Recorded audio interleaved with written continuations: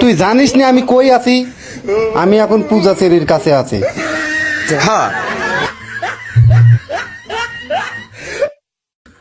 মায়াবতী, ওই বেটা মায়াবতী হবে।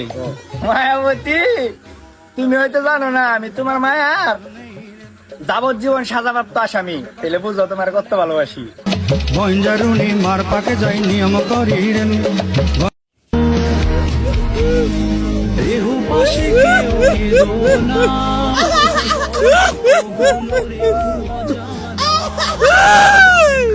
থেকে খুঁজে নিয়ম আর কান্দিস না, আর বাইক বন্ধে ঘাটে ওই ইসলাম আস্তে আস্তে মরে গেছে মাঠে।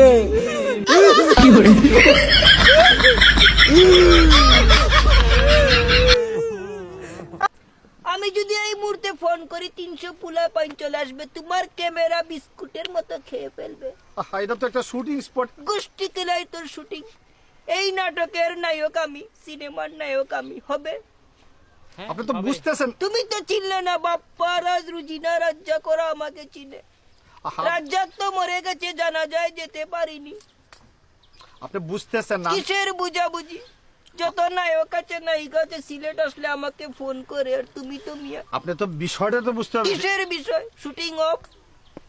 দেখো আমাকে ঢুকানো যায় কিনা। এটা তো আমাকে ঢুকালে শুটিং হবে, নতুবা অফ হয়ে যাবে। আমি তো অনেকটা ইনভেস্ট করছি নাকি? ভালোবাসো জয়